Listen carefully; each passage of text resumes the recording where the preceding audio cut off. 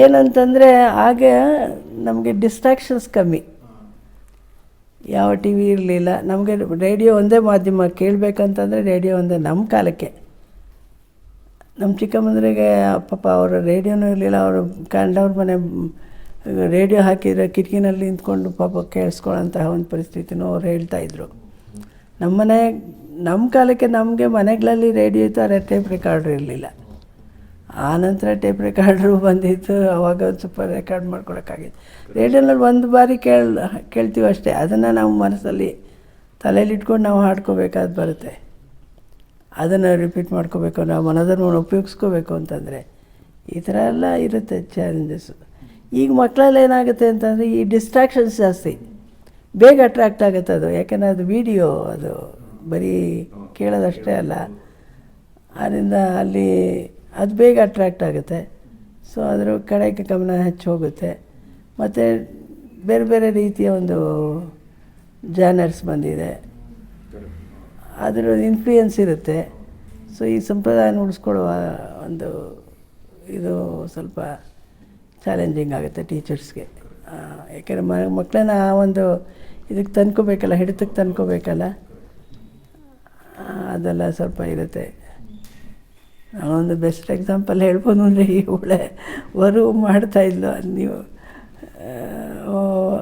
ಸುಮ್ಮನೆ ಸಾಪಾಸ ಇಡಿ ಅಂತಂದಾಗ ಸಾಪಾಸ ಅಂದ್ಬಿಟ್ಟು ಬಂದಾಗ ಹಿಂಗೆ ಓಡಾಡೋ, ಯಾಕೆ ಮಾಡಿದೆ, ಏನು ಅಷ್ಟು ಕಷ್ಟಪಡ್ತಿದೆಯಲ್ಲ ಅದಕ್ಕೆ ಯಾಕೆ ಆ ಥರ ಅಂತಂದಾಗ, ಇಲ್ಲ ಅಲ್ಲಿ ಯಾವುದೋ ಆರ್ಟಿಸ್ಟ್ ಹೆಸರು ಹೇಳಿ ಅವ್ರು ಹಿಂಗೆ ಮಾಡ್ತಾರೆ ಅಂತ, ಮೇಲೆ ಹೋದಾಗೆಲ್ಲ ಹಂಗೆ ಮಾಡ್ತಾರೆ, ಅದಕ್ಕೆ ನಾನು ಮಾಡ್ತಿದ್ದೀನಿ.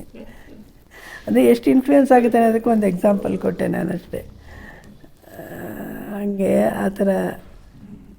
ಸೊ ಈ ಥರ ಎಲ್ಲ ಇರುತ್ತೆ.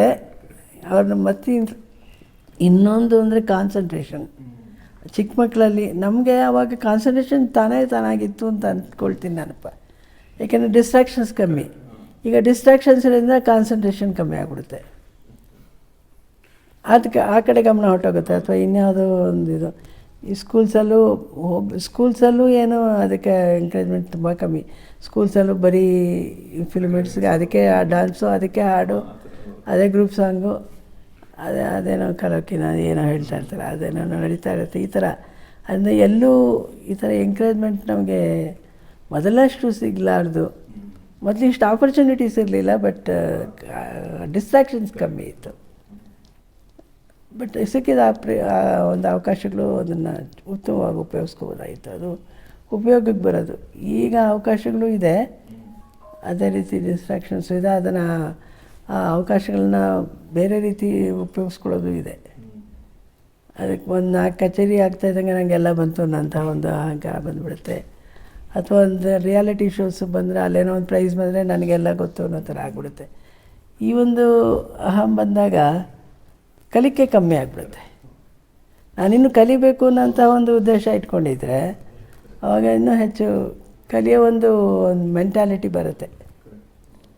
ಇಲ್ಲಾಂದರೆ ನನಗೆ ಎಲ್ಲ ಗೊತ್ತು, ನಾನೇ ಪ್ರೊಫೆಸರ್ ಅಂತಂದಾಗ